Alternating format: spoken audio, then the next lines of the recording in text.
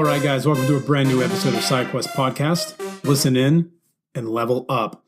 I have a great episode for you today, but first, as always, let's get through the show notes. If you're not following the Facebook page, head over to Facebook, type SideQuest Fitness into the search bar, and like the page. There, you're going to get updates on podcast episodes, articles when they get posted, and you're going to get a brand new taco recipe every Tuesday for taco camp. Plus lots of other shenanigans and nerd talk throughout the week, so make sure you head over to Facebook. You can follow me on Instagram. My handle is SideQuestFM. If you want to see some cool videos and random stuff on Instagram as well, you can follow me on Instagram. Same handle, SideQuestFM. Or follow me on Snapchat, SideQuestFit. Follow me there. Send me your questions. I want to get all the questions from you, help you as much as I can on your fitness journey or your journey in life, whatever it may be. But head over to Snapchat, SideQuestFit.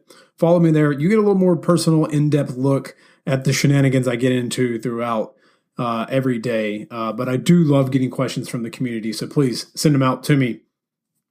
If you have not left a review for the podcast, please head over to iTunes. If you're not listening on iTunes and you listen on SoundCloud or Stitcher, leave a review there as well. When you leave reviews, it helps me move up the charts on the iTunes store so that more people can see and hear the amazing guests that I've had on and have on each and every single week. So make sure you head over there. And don't forget, if you haven't picked up your copy of the 7 Principles of Fat Loss, head over to sidequestfitness.com/7 principles, and you can pick up your copy of the 7 Principles of Fat Loss. These are the same 7 principles I follow each and every day and teach my clients to help them shred away more body fat, unlock heroic strength, and just look better naked. So if you want to unlock strength or just look better naked in the mirror, head over again, grab those 7 principles of fat loss, and start following those today. All right, guys, welcome to the show. I have a great guest for you today. It has been almost 2 years since this guest has been on the podcast. He has been out and about and around the world, living in places like Chicago, Saudi Arabia, Seattle, and now has settled down in Denmark with his girlfriend, who is a game designer in the video game industry. But I'm not talking to her. Maybe someday we'll get her on. But today we're going to talk to Adam Fisher, talk a little about philosophy, what he's been up to, talk a little about training, and we're going to geek out over the video games that he's been crushing over the last little bit as well. So welcome back to the show, Adam Fisher. I hope you guys enjoy this episode. Step up and you gotta get it fitness. Host Rob at the moment and the quest is you gotta check it and wreck it. You're breaking personal records and with the help of the guests you won't be guessing on the lessons. That's a +5 fierce. Got a low-key bamf right here. You wanna meet him, there's no better way to greet him than to strike a boss pose. Take a look into the mirror. All right, guys, welcome to the show. I have a fantastic guest for you today. He is returning. It has been a very, very, very, very long time since I had him on the podcast. He was one of the original guys I had to get on in the top 5 or top 7 or something that Fitocracy did back in the day. If you've been with me since the beginning, if you've been with me since the beginning, you know I started this as the unofficial podcast of Fitocracy, but I'm cooler and better than that, so now it's my own thing. But my one and the one and only Adam Fisher joins me on the podcast again. I think you were maybe the 10th. Yeah, no, it was definitely a low number. Yeah, I feel like I found you around number 5 or so, and I was like, oh man, this sounds like the thing I should get on. So yeah, and it was funny because when you reached out to me, I was like, it is so nice that someone I was like on my list of wanting to reach out to was reaching out to me. I'm like, all right, it's a sign I've made it. It's a sign I've made it. So, bro, we're friends on Facebook. I've seen you go through a lot in the last year, but since it's been a while since you've been on, what have you been up to? Yeah. Oh man, I just realized that this is before everything. Everything that I've done. Okay. Before you absconded away from the No. So the last time I was on this podcast, I was still living in my home state of Michigan, which is seems like forever ago now. Jesus. And then I took a very briefly a position in Saudi Arabia to work at a CrossFit. That did not pan out. Came back to the States, lived in Chicago for a little bit, moved out to Seattle because I was in a long distance relationship with my current girlfriend at the time. And so I was like, all right, let's do it. And lived in Seattle for about a year and a half or a year. I can't really tell off the top of my head. And then now we have moved to Denmark. So I'm currently in the icy frozen north. The joke that I like to tell is that I moved to the frozen north. I grew my hair out. There's a lot of talk about a wall. So I basically turned into Jon Snow. It's the long story short. I mean, you have a girlfriend, so you didn't take the oath. But oh, that's true. That is true. You're right. Which is funny because they still took the oath and went to like the one random town like just south of the wall and still got their jollies out. But yeah. They talk about that in the book. They don't talk about that a lot in the show. In the show, it's like White Walkers and we're bored and cold. Yeah, basically. Yeah, that's kind of what it's like up here. Minus, I mean, I guess you could say that, like we are all White Walkers in a way. I'm white, but yeah. True.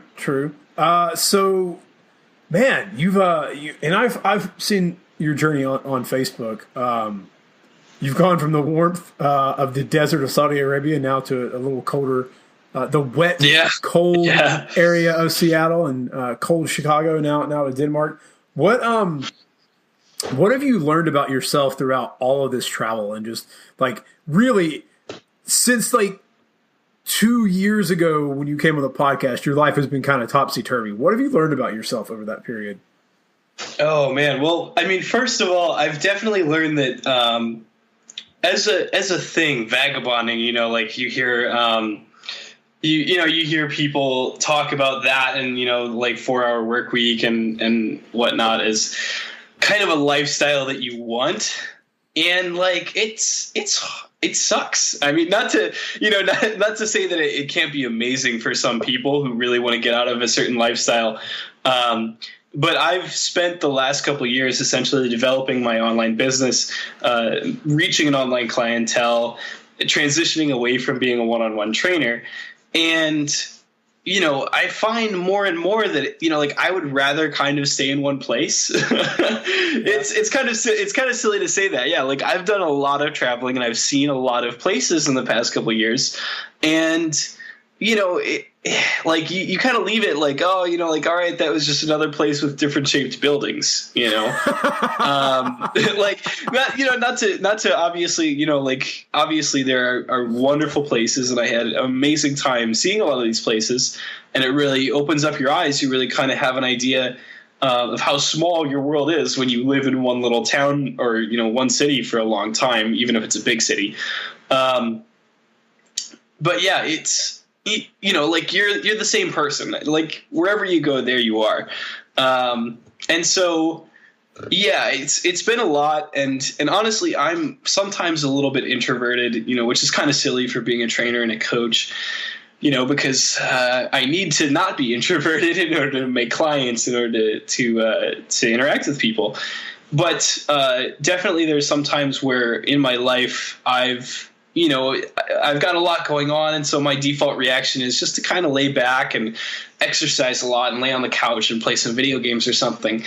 And, I've been doing that a lot, with all this travel. This travel has all, it puts a small amount of stress on you. It puts a low grade stress on you because, you're dealing with people that may or may not speak English. Even if it's, for example, Denmark, everyone speaks English, but they're speaking Danish to start off with. Oh, crap, that's my phone. Let me turn that off.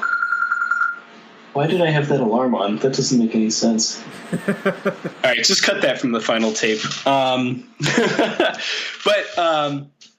But as I was saying, Denmark, everyone speaks English, but they're speaking Danish to each other. And so you have to kind of be that person, like where you stop and, someone says something to you in Danish and you have to be like, no, sorry, I only speak English. And of course they speak English and it's not a problem. But just that sort of little twist, where you're asking them, hey, can you just speak in my language? Is a little bit weird. And it's the same again all over the world, wherever you go, unless you go somewhere that's native English speaking. And so, yeah, it adds a little bit of low grade stress. And, frankly, I've been a little bit withdrawn, for the past couple of years. I've been kind of spending a lot of time just chilling and just kind of, retreating into my mental palace. But I've kind of gotten to that point where I've had enough time now to, to really be alone and to really focus on, again, developing my business and develop a web presence. And, and then on the other end of that, you're kind of like, oh man, I just wish that I had more people to talk to, like you just kind of wish that you could be more social. And so that's kind of the position that I'm at. That's kind of the position I'm in now. Which is that everything is wonderful, but it's not like there's no effort involved. It's not like it's the easiest life in the world. Kind of moving around where you don't have a ton of close friends, in your proximity at all times. Like I can't go drinking with buddies, every weekend or whatever. As much as I want to, because again, a lot of the people that I interact with and that I have close interpersonal connections with are through the internet now, and that's what it is. It's a side effect of working a lot online and developing that, and it is for some people and it's not for other people. That's kind of all there is to it. So, what have you learned any Danish? Like how difficult? Because I know it's not an easy language. Oh, it's not at all. So have you heard? Do you know like what the joke is about Danish? The joke is that Danish sounds like Swedish, but if you got like a mouthful of rocks, or there's just kind of a lot of grunts and guttural sounds in the middle. So for those that don't know, all of the Scandinavian languages are pretty closely related. That's Norwegian, Swedish, Danish, Icelandic. And they're all pronounced kind of, they're all kind of similar. And so if you had a speaker of one language, they could probably understand a speaker of another language to a certain extent. But Danish is the worst. Like Danish is the weird redheaded stepchild that like it was just that's why they host International Redhead Day. Yeah, no, it's a very interesting language. The problem is that whereas many of the other Scandi languages sort of just pronounce every syllable the way it looks like they should, Danish is just kind of like, all right, let's just skip a lot of those N's and a lot of those like those consonants in there and replace them with like U sounds, which is really exciting because you can't really tell how to pronounce things very well based on how they're written, which is, again, it's hard, obviously. The cool thing is that the Danish government actually gives you free Danish lessons if you're a resident. So basically, healthcare, free Danish lessons, all that, and you can actually take a language test after a few years. So yeah, it's cool. I've been picking up a little bit here and there. Duolingo has Danish, which is good. That's the app that I use. It's a really excellent app for learning languages if you don't know about it already. But yeah, it's a slow process thus far, and it doesn't help that everyone speaks English, because then as soon as they know that you're not a native Danish speaker, they'll just, all right, time for some English. So, which is, expected, but, sometimes it's a little bit frustrating if you're legitimately trying to pick up a new language. So right, it happens. You don't get that full immersion that, and that's what I've heard is the best way to learn a language. I took French in high school and college. And basically before I got rid of my Southern accent, I said things in French with a very U.S. What kind of Southern accent do you have? Can I hear your Southern accent? Do you still have that ability, or is it just gone at this point? Adam, I don't really want to talk about it, but I guess I'll just have to go into it just a little bit. I love it. My dad kind of sounds like this a little bit. Robbie, I got a question to ask you. I don't really understand all this work you do online. Like so people just come to you and they ask you for a workout. Basically that. Like I honestly, I feel like it's over exaggerated, but if you were to hear my dad speak, you'd be like, pretty close. Yeah, so I sort of got rid of that, but I spoke French with a weird Southern accent. So it'd be like, bonjour, parlez-vous. Yes, I love that. So I can only imagine, if I lived there, I would learn the language probably a lot better than I did in high school and college. So it kind of sucks that you kind of lose out on that because you're like, no, speak Danish to me. I need to learn this language. Yeah. Yep. Yeah. No. It's certainly an experience. It is the easiest living abroad experience that I've had because I have lived. I lived in France in college. I lived in Saudi Arabia, and now I'm living in Denmark. And so, it's certainly the easiest and the one that I feel like I've the most. There's the learning curve, there's certainly a lot of learning to do, but the learning curve seems a little bit less steep. And, you feel a lot more functional just being able to go out and go to the cafe to get some work done and, be able to order a coffee in English. What was the time in Saudi Arabia like? Like, what was the learning curve for that? As an American, we have our own sort of ideas about what living in a Middle Eastern country like that would be. And we do know that they do have some pretty stringent laws about certain things. Yeah. So the interesting thing about Saudi that you have to realize is that, there's sort of, first of all, it's a monarchy, and no one pays taxes in Saudi Arabia.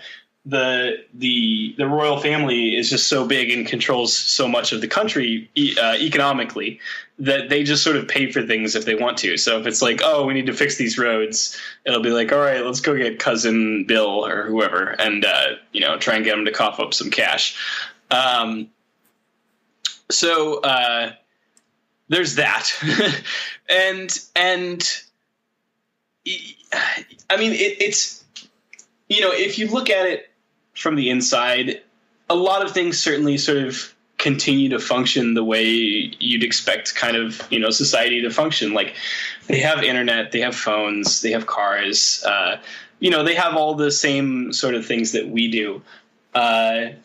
It's organized very differently. And it's kind of hard to explain that, it's imagine like certainly a lot of bad things by our standards are done in Saudi. But, the average guy on the street doesn't have any control over that. He's not a part of the government. He doesn't have to do any of the enforcement. He's just a guy who's trying to live his life. And the interesting thing in Saudi was that a lot of the Muslims that I met over there were kind of afraid to move up to English-speaking countries where they were afraid they'd be discriminated against. But they didn't really want to go elsewhere in Arabic-speaking countries because Saudi was where they could make the most money. So they just kind of stayed there, and they appreciated what, fruits a little bit of extra money could give them. So, it's certainly there's things that we would consider, pretty bad, but I met a lot of great guys and, I worked with a lot of great guys and I still have some of them as my clients and, it is what it is. There's, there's always some good people and then there's some bad people who are in power and who have more control over, situations, political situations. Right. And, there's not much that the good guys can do about it or else they would. So yeah, it was an interesting experience. It was certainly very eye-opening. It really helped me to, sort of understand and break a lot of the myths about culture over there. One interesting thing is that women and men both have very strict codes in Saudi about how they're supposed to act when they're out in public.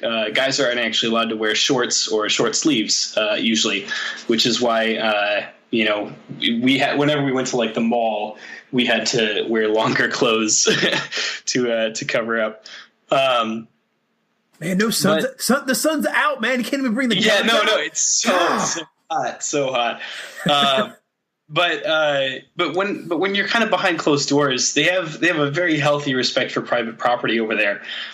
So it's kind of what you do in your own home, they don't care about. So there's sort of these very strict rules for how men and women are supposed to act in public and how they're supposed to interact and what they're allowed to do and what they're not allowed to do with each other. But then, as soon as you get into, somebody's apartment or into like a private country club or something, not that they have country clubs in the way that we think of them in the United States, right. But once you get them behind closed doors, things are very different. There's a huge sort of not underground culture, but it's nothing like the way you would expect once they're kind of out of the public sphere. So, gotcha. So I'm gonna ask you about your girlfriend. We won't go into too much detail, but I do know because it is awesome. She's a video game designer and has worked on some games that many of the listeners have probably played themselves. A couple of them, at least one of them I know, is Plants vs. Zombies.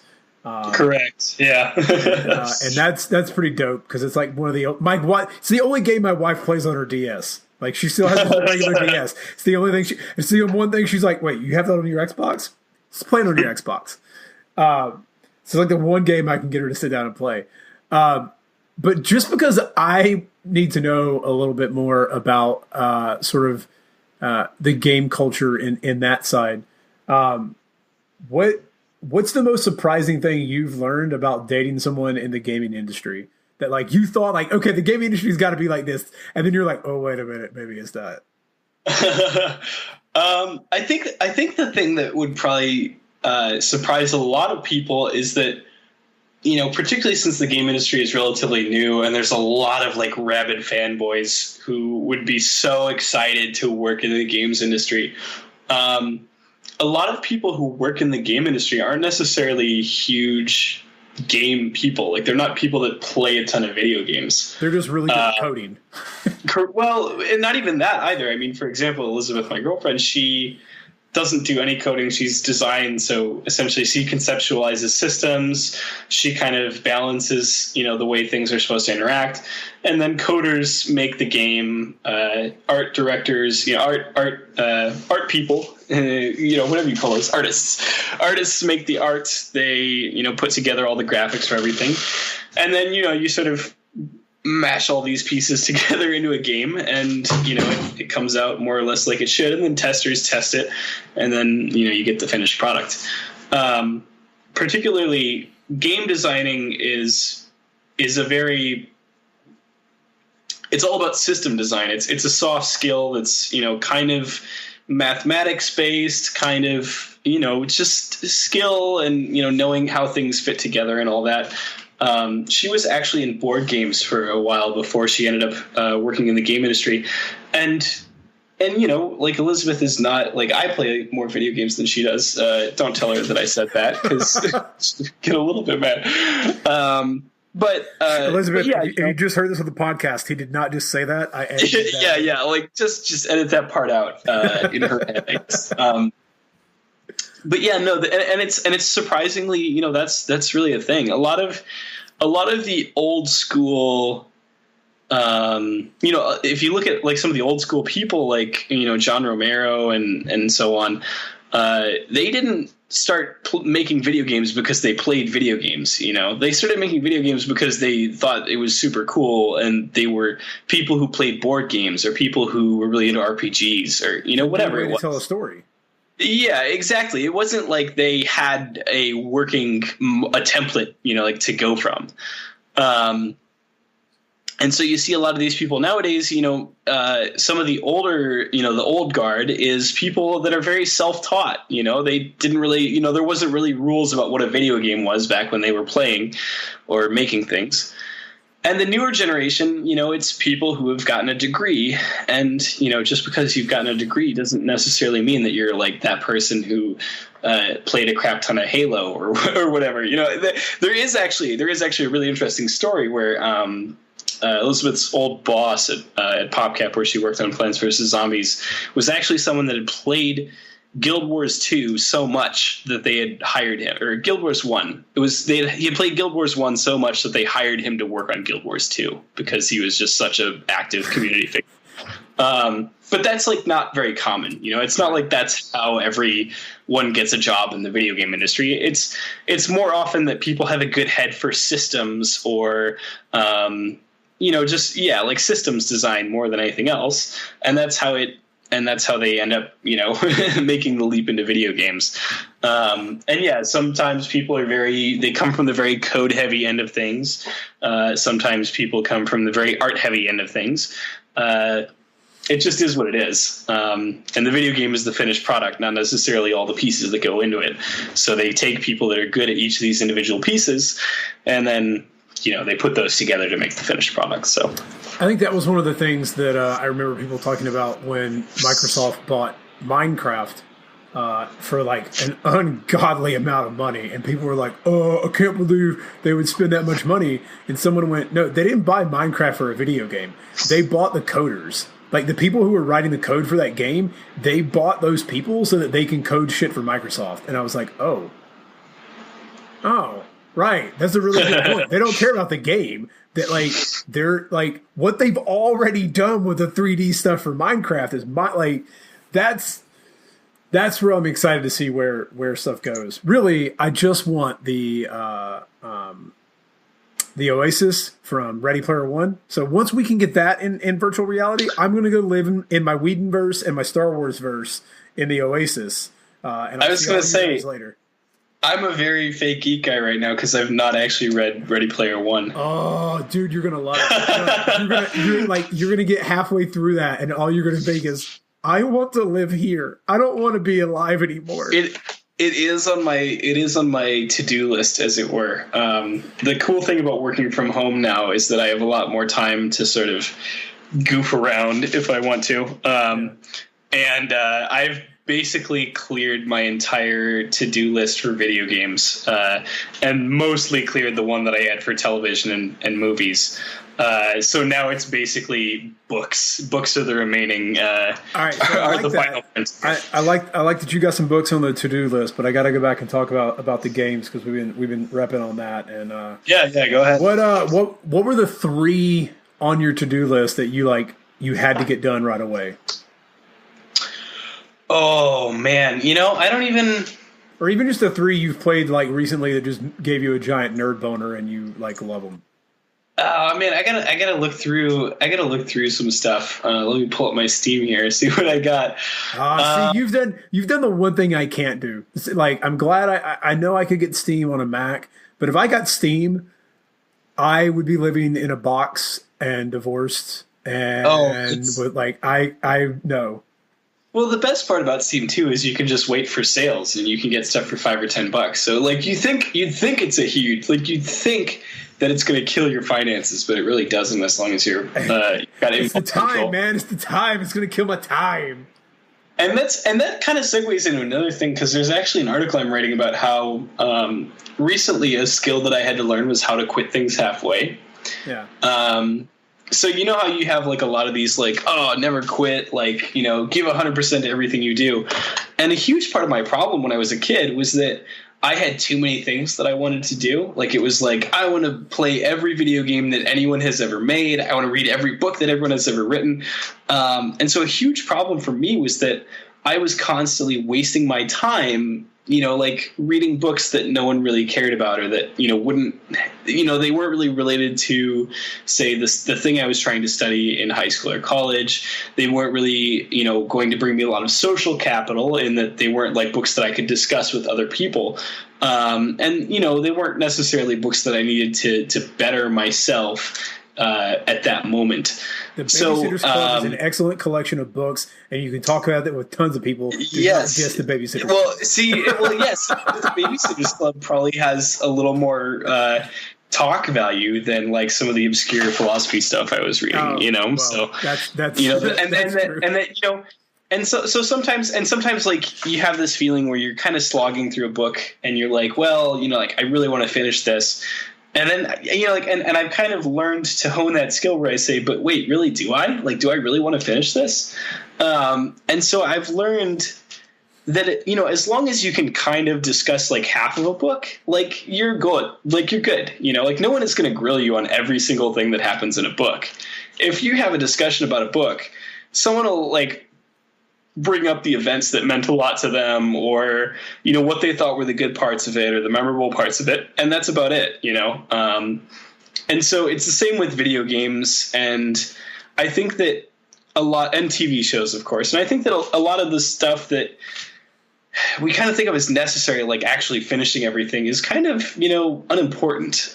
So like learning to sort of like skim books, learning to sort of give up halfway if it's not really doing it for you, has been a skill that I've been working on, and it's really freed up a lot of time in my life, because before it's like, oh, I'm swamped, I have all this stuff to catch up on, I don't know what I'm going to do, and then, you know, more recently it's like I'll put 5 hours into a video game, and if it's like, oh, this is definitely going to be 40 hours, I don't know if I'm going to enjoy it the whole time. It's not like a very popular game, so not that many people know about it. I'll just think, you know what, like I can put this on the back burner. Like it doesn't matter. Maybe I'll finish it later. Maybe I won't, whatever. And so like kind of learning to give up the stuff that's not important and focus on the stuff that is important, like say fitness, like say, you know, business development, whatever it is that's important to you, has often requires giving up other stuff that's less important and not, you know, like letting it kind of suck you in and take up too much of your time. So there's a lot of video games recently that I've played and I've enjoyed, you know, for 5 or 10 hours. And then I've said, all right, well, you know, time to move on. But video games, let's see. Keep looking, because I want to dive into this discussion of quitting halfway through, because it's something that, like, as you were speaking, I was like, oh, God damn it, you're slapping me in the face right now with a 2x4 for things that I need to hear myself, because... Oh, no, like, and I agree. No, like, no, but like you know what I'm saying? Because, like, a lot of people could agree with that there are probably things that aren't necessarily very beneficial to you and aren't really, like, strictly necessary in terms of, like, a self-care, like, you know, relaxation sort of sense. But it's like, for example, you know, like Destiny. I love Destiny. Destiny's a great game. I love the PvP in Destiny. I don't know why. It's like stuck with me for a lot longer than the game itself has. I still like kind of log in every now and then just to do some PvP matches.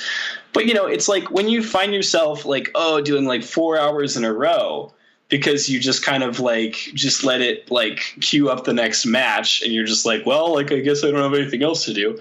You know, like that's when it kind of starts eating into, you know, like time that you should be spending doing something else, like maybe cleaning the house, or, you know, maybe getting up and stretching, or maybe going and working out if that's, you know, a skill that you still haven't quite mastered yet. Learning to sort of say like, all right, you know, like I've had my hour of relaxation time. Now I need to move on. Now I need to do something else.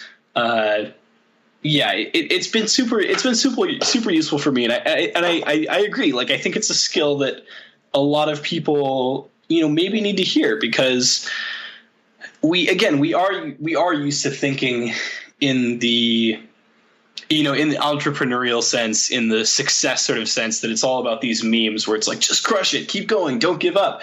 And, you know, I've found, you know, especially working from home, where, you know, you have to do a lot of work that doesn't necessarily pay off in the short term and, you know, may or may not seem necessary right away.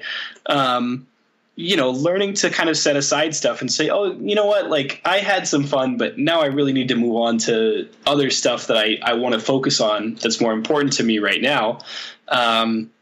You know, that's an important skill. And I agree, you know. Learning to say no. It's something that I've struggled with myself and have tried to figure out how to do, you know, and now it's weird now. People reach out to me and they're like, hey man, could you look at this like piece? I'm like, maybe. Like, you know, people come to me for advice on things, and I'm trying to think like, well, what is, like, I want to write, I want to create great content, but what do I need to do? Like, even like from a business standpoint, like Adam, I'm with you on that. Like, there's so many things. Everyone's like, oh, you got to do this, you got to try this, you got to, like, the market's doing this, you got to do that. And I'm like, but what is going to benefit me? Like, what is going to make me the happiest? I don't want to burn myself out and then wind up drinking myself into an oblivion for a decade, and really hating what I do and just being pissed off about it. And I think you're right. Like being able to quit.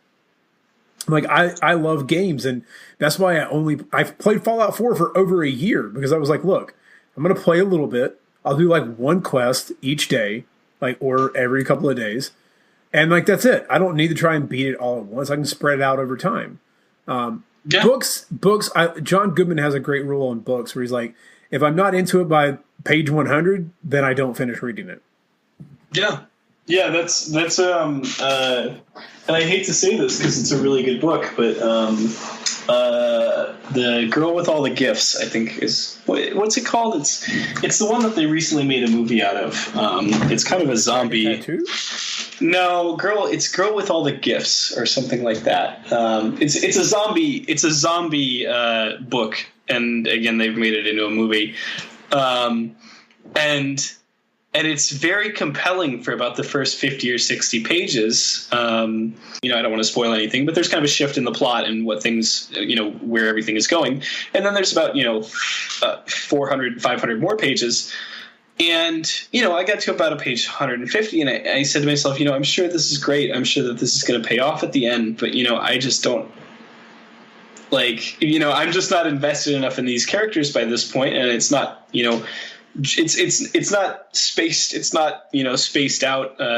The pacing isn't good enough to keep me engaged the entire time. So, I'm just going to set this one aside. And again, it's not necessarily a sign that it's a bad book. You can certainly enjoy the snippet of something that you read and then still have to say, I just don't have time to focus on this in my life. I would like to move on to something else. But yeah, it is. Yeah, it's exactly what it is. It's learning to manage the amount of time that you spend on something, and learning to focus on the stuff that matters. It's kind of like that saying where it's like, don't half-ass two things, whole-ass one thing. Because let's be honest, in our lives, we've got a lot of things that demand our attention at all times. You have to go to work for 8 hours a day. You have to eat. You have to feed yourself. You have to pay bills. You have to go to sleep. Theoretically, you have to exercise. Hopefully, you have to exercise. Hopefully, that's what you're doing. But when it comes to all that, you've got to learn how to focus on the right stuff at the right times. And if you're letting any one piece of that puzzle sort of take up too much time or become too, kind of start to occupy too much of your psychological effort or your physical effort, you kind of have to learn to scale things back and learn to balance things properly. That's not to say that you should only whole ass one thing, there's maybe 10 different things that you should half ass and one thing that you should whole ass and a bunch of things that you shouldn't ass at all. And you should just toss those out the window. But but yes, life is very complicated, and oftentimes seeking more complexity in terms of loading down yourself with more and more things to do, it just makes everything muddled and confused and very icky.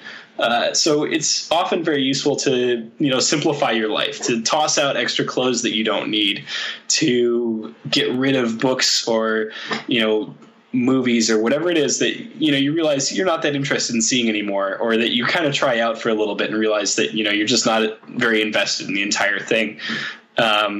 That's been a hugely useful thing for me lately, honestly.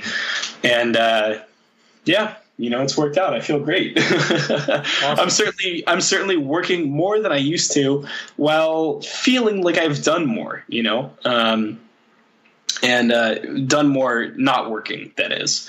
And so, that's kind of the dream. That's kind of mixing the best of both worlds, however you can. All right. I like it. I think it's sort of finding, I don't believe you're ever in balance, but it's that pursuit of finding balance and that constant struggle of thinking, okay, am I doing too much? Am I not doing enough? And trying to find, you need to spend time doing too much to realize, nope, I'm doing too much. And then you need to spend some time kind of not doing enough to realize I'm not actually getting any work done. And then just sort of that flow, you're going to have that. And then on your way from one into the other, you're going to be getting a lot of stuff done. You're going to be in a groove, and then you just gotta chaos, man. I'm telling you, it's that Jordan Peterson. It's that Jordan Peterson, man. It's order between chaos and oppression. Yeah, so I've been thinking about a lot of stuff like that lately. It's why I wrote like almost 7,000 words on fucking Thanos and comic books. But all right, let's go to the video games. So give me a couple of those on your list that you've been jiving on as of late. Yeah, so video games that I've really enjoyed lately, no particular order. And no, this isn't in order of how much I've enjoyed them or how recent it is or anything like that. But Stardew Valley. Stardew Valley was an amazing game last year. It's basically just Harvest Moon, but it has enough twists in it that it's different enough. It feels new. Final Fantasy 15. It is a road trip RPG. It's just 4 guys in a car, driving around, stopping to pick up energy drinks / potions from gas stations and fighting monsters. Like, it's great. I have no qualms with that. And aside from that, multiplayer wise, Overwatch and Destiny have been tied for me. Those are kind of the ones that I've been spending some time on. Destiny, honestly, Destiny's PvP is the most fun for me for some reason, and which is weird because it's just kind of like a watered down Halo PvP, but it's very fun. So is Overwatch. Like, I love Overwatch. No offense to it, but the sort of team based, the high team emphasis shooting games don't quite rub me the right way. It's a very good one, and I like it a lot. It feels great. It feels much better than games like TF2, but it just doesn't have the sort of appeal to me that, say, for example, Destiny does. So, yeah, I have a couple of friends or one really good friend from college who's like all about Destiny. I'm bitter about the whole promise that it was going to be World of Warcraft meets Halo and Call of Duty. And then they're like, oh no, we're going to scale it down so you only have like a couple of people on a team. And I'm like, no, I want like 30 people. Damn it. So I got a little bit about that one. I will say I did just recently get to play, my friend Andy hooked me up with the Ghost Recon Wildlands beta. And how is that? What it reminded me of the most is one of the most fun games I ever played on the Xbox. And then the sequel came out on the 360, and the sequel is the reason why Pandemic did not make Star Wars Battlefront 3 finish it. Mercenaries Playground of Destruction is what it reminds me of. So the map is huge. Like, you can it's gigantic, and I think just creating the country of Bolivia, they did a really good job of. But it's basically Grand Theft Auto in Ghost Recon. So you drive around, you fly around, you have missions. Yeah. But the cool thing, the reason it reminds me of Mercenaries is you can pick up rebel factions to like call in mortars or like have a flanking position or like come in like a car or like drop off a car. Like, they can do all these things to assist you, or you can play it up like Ghost Recon and really plan your attack, get your positions, and sneak in, or you can just say, fuck it, I'm going in guns blazing. So there's a ton of different ways to sort of play it, which I really, really like. But as large as it seems it's going to be, that's why it reminded me of Mercenaries, because I was like, it really is Ghost Recon with no rules. Like, I don't have to be stealth. So it wasn't bad. I liked it. So we'll see what happens. I think really the big thing is I just need to get enough money to get a Switch. I want to play that. Oh man, that looks. I mean, I'll be honest, I probably won't buy one right away, but it does look really cool. It's just like Nintendo has been really good at dropping that kind of stuff where it's like, we're going to do something crazy and unexpected, and you're like, oh my god. It hasn't, like, I wouldn't say that it's paid off for them in terms of winning the console wars, but I think this is what they wanted to do with the Wii U, but they just didn't. They half-assed it. They half-assed the idea. They didn't full-ass the idea. And I think if they had done this, if they had taken the Switch and put it with the Wii U when they originally made it, and have been like, this is what we're doing.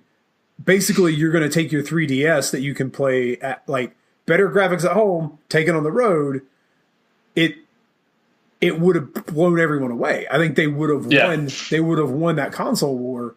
And I like the thing is like maybe because I grew up as an old school gamer and I played NES with 8-bit and then I played Super Nintendo and I played like games. They looked real.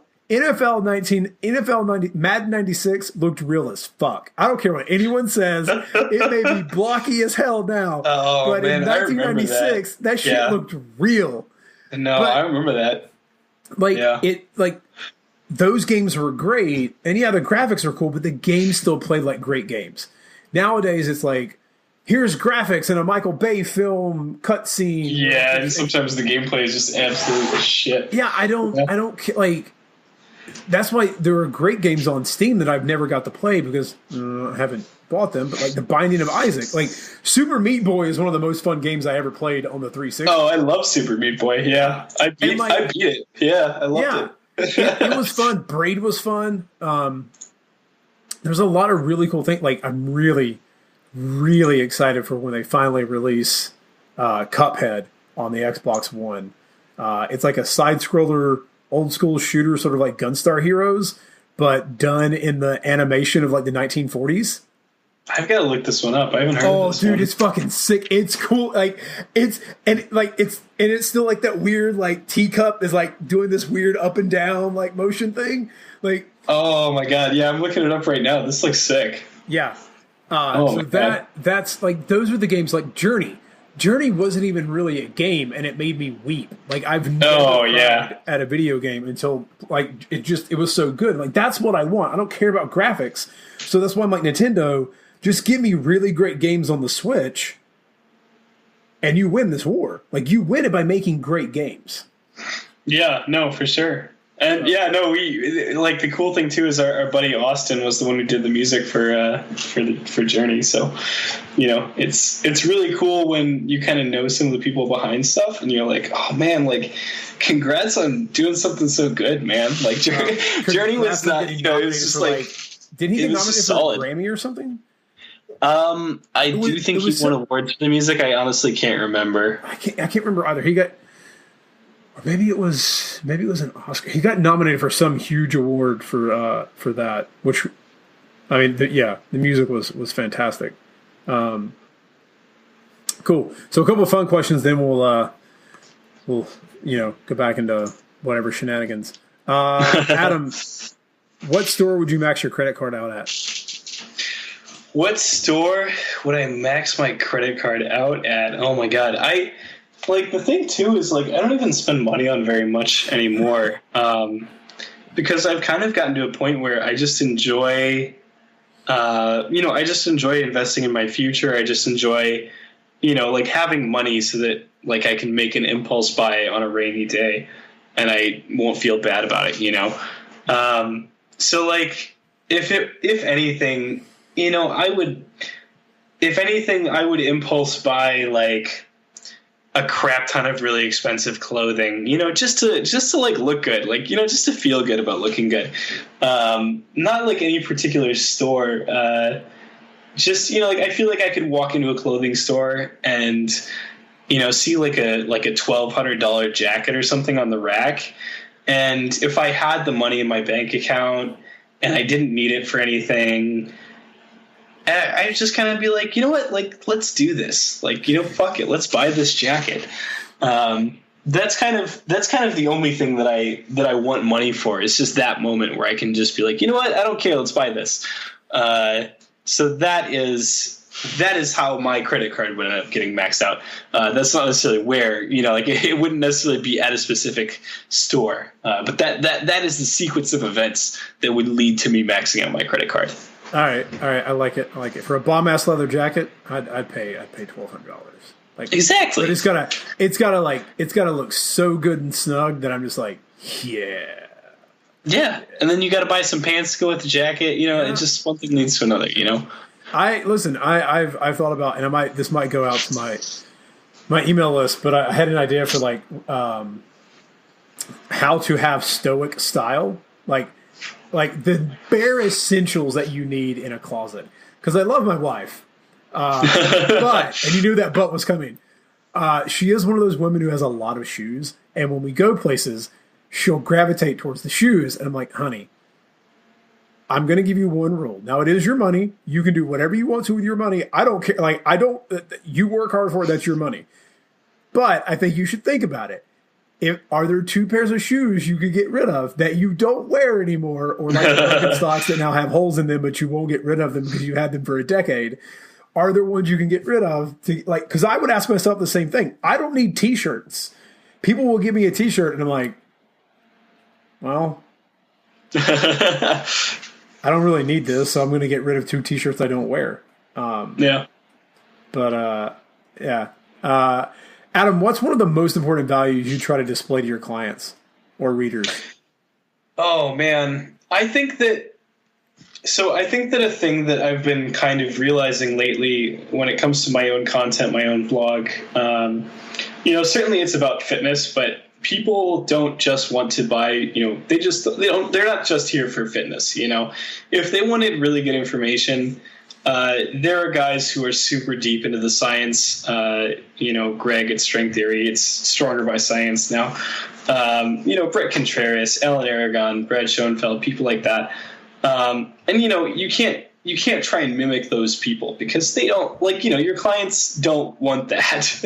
They've already got those guys. They already know to look for those guys. They don't need like a secondhand, I don't need to be a secondhand Greg Knuckles running around. And so, learning to distinguish yourself, it's more about trying to find lessons that fitness has taught you. Trying to find takeaways that fitness has helped your life with. It's more about, not just, okay, yeah, you should, squat, or you should deadlift, or, you should get up off the couch and you should, stop eating junk food all the time.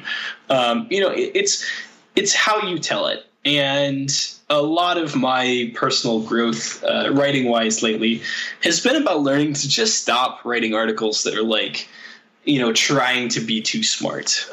Trying to learn to stop writing articles that are just like, okay, like here's, the reason that this bench press variation is slightly better than this other bench press variation for these reasons. And more about, just kind of selling people a story that they want to buy into. Tell a story about the bench press. Not to say that I'm writing like some fanfic about bench pressing or something like that. But as soon as you said that, I just immediately thought of like the bro version of like dime store romance novels. But like, then he lifted 300 pounds 30 times. Yeah. No. Yeah. But yeah, learn to sell yourself. Learn to put yourself into your writing. Learn to, again, just make stuff that resonates with people. And don't make it, and you're selling yourself in a way that it's not just about you. Like, you're not trying to just talk about yourself, because people get bored if it's just you talking about yourself. You've got to try and say, here's what I learned that can help you. Here are the lessons, that I can bring to you. Here's, all that. And I think that's a lot more powerful than just saying, here's like 5 bench press variations, or, like today I squatted 300 pounds. Look at me. It's, if you want to provide value to your readers, you have to learn to just provide that kind of value, to provide a narrative, to make yourself a product that other people want to buy. Not that they're just coming in here and you're bragging about yourself, but they're coming here and they're seeing things that you can help them with. They're seeing, you're selling them a story about what you can do for them. Yeah. And that's so powerful, once you can learn to do that right. And it certainly takes time. I've been blogging for, almost 5 years now, on and off and to varying degrees of success. But, you learn from your mistakes. That's all there is to it. You do. That's something that I say this to my wife all the time, but I attribute it to if her and John Romanello have told me something and both agree on it, then I should probably fucking do it because it's probably the right thing to do. And John was very adamant about that. People don't buy coaching, they buy coaches. Yeah, exactly. You can go anywhere and get the same program, but you're coming to me because you connect with me. Same thing, like people listen to this podcast because they could listen to 100 other different podcasts, but they come here because they find a connection with me. Just like I gravitated to John because I was like, oh my God, an emo guy who likes to lift weights and loves Star Wars and nerd stuff. I'm not alone in the world. Yay. Like that's what people are looking for. And I think that's hard to do as a writer is because you think like, oh, I've got to emulate the greats.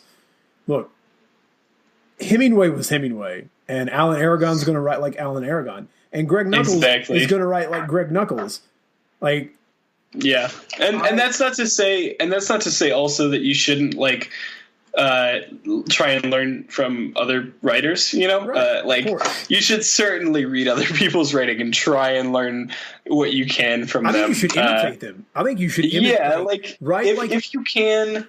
Try and see what works if you try and imitate them. Try and see what you can make work and what you can't. Because a problem that I had, at least very early on, was that I was very afraid to sort of come to people and ask for help or ask for feedback. And the end result is that, my writing was very turned inwards for a long time. Very the opposite of what I'm, telling you now is, learning to write for other people. So yeah, it's definitely important to learn from other people, but it's also important not to just try and copy somebody. It's important to learn, again, your own style, your own way of seeing things. Find out what your strengths are. Don't just, again, try and copy other people. And sometimes, what you think your strengths are not what your strengths are. Sometimes you think that you're super smart at something and you give it a good old-fashioned try, and that's not how it turns out.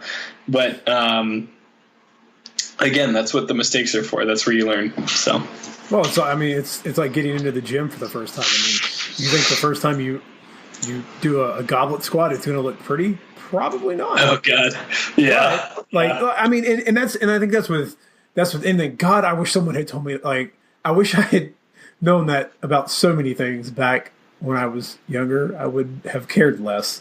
About so many things. But I think that's hard to do in this sort of online, writing, entrepreneur space or business space or working from home and for yourself sort of space. Like you see these people who made it, but you forget that, some of them were in the game very early when they became the names. And it's not impossible. You can do it.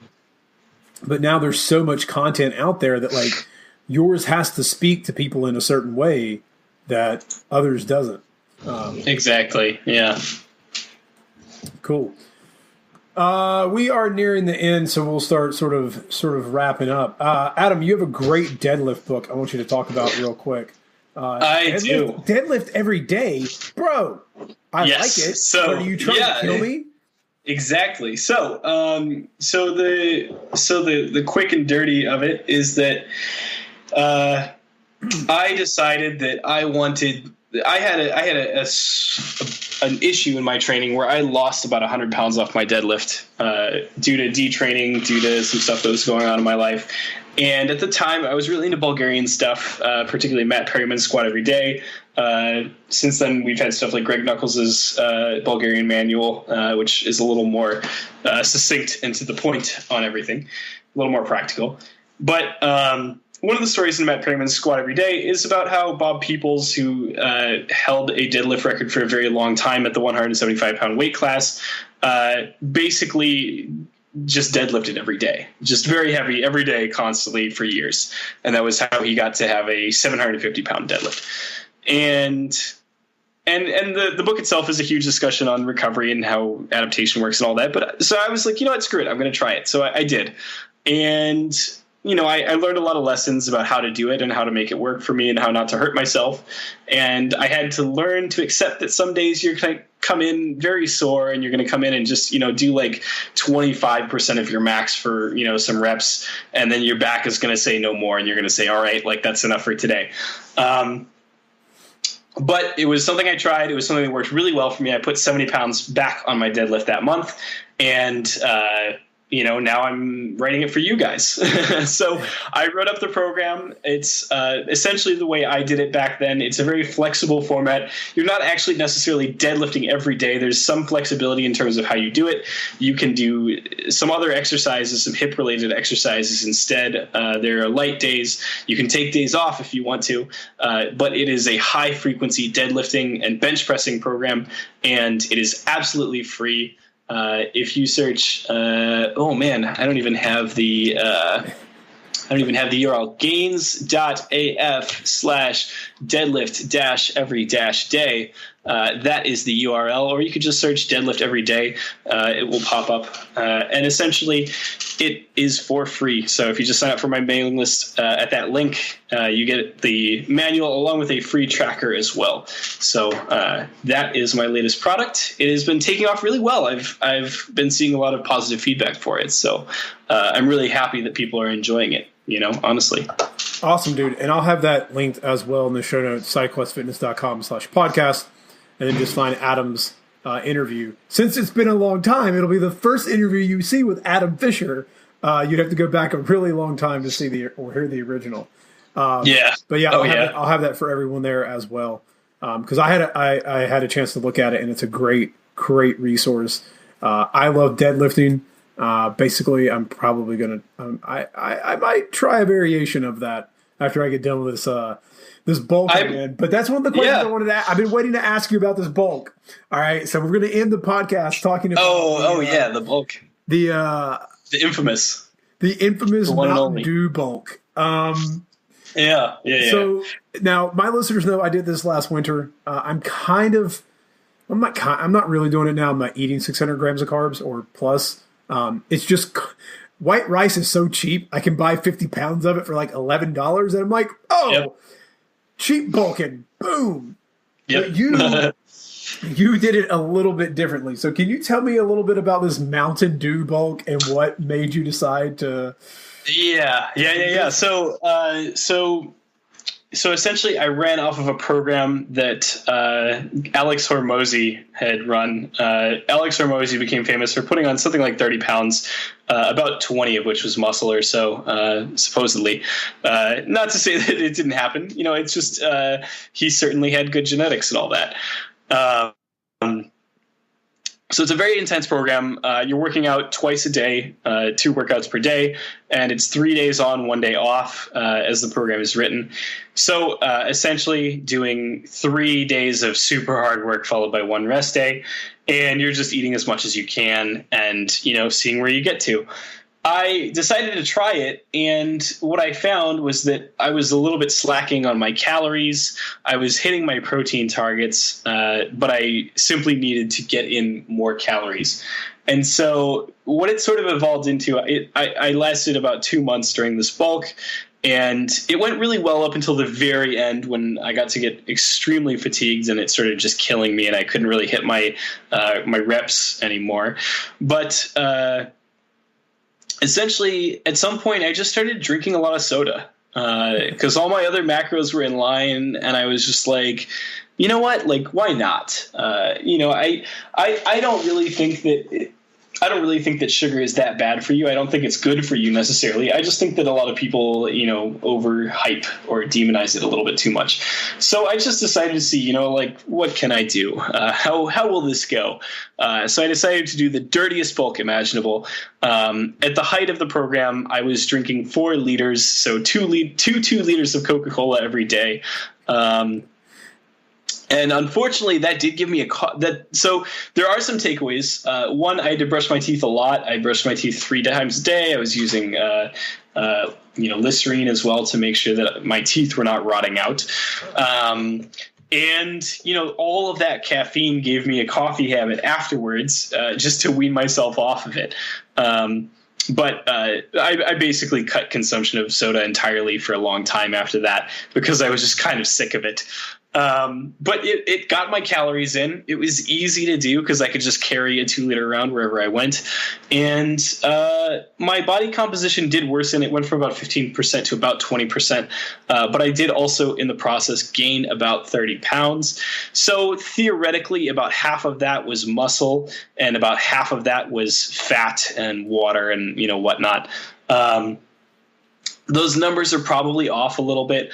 And, honestly, I don't care too much if the numbers were perfect, but I definitely did get a lot bigger, definitely developed a gut, and I definitely got a lot stronger too. Since then, I've lost most of that weight. I've dropped about 20 or 25 of those 30 pounds just because I went back to normal eating. But it was an experiment. It was fun. I didn't die. I didn't feel like crappy all day or anything. It just happened. Like there were no long-lasting negative consequences that I know of thus far. So I consider that a success, I guess. All right, awesome, Adam. If people want to know more about you, where can they find you online? All right. So my website is www.gains.af. That is my initials, Adam Fisher, AF. So that is GAINS.AF. That is my domain. My blog there, coaching. I also work with Greg Nuckols of Strength Theory, which is now Stronger by Science. So you can see me there as well. That is really about it. Awesome. Well, Adam, I have enjoyed getting to chat with you and catching up. And we will make sure it's not 2 years. The next time I get you back on the podcast. Yeah, this time you're not vagabonding all over the world again. What I'll do is I'll put this in my calendar. Like I'll put this in my calendar every 6 months or so, so so we can do this again. Awesome, dude. Well, thank you so much for coming on. All right, man. It's been great to be here. Step up and you gotta get it fitness. Host Rob at the moment and the quest is you gotta check it and wreck it. You're breaking personal records and with the help of the guests you won't be guessing on the lessons. That's a +5 fierce. Got a low-key bamf right here. You wanna meet him, there's no better way to greet him than to strike a boss pose. Take a look into the mirror.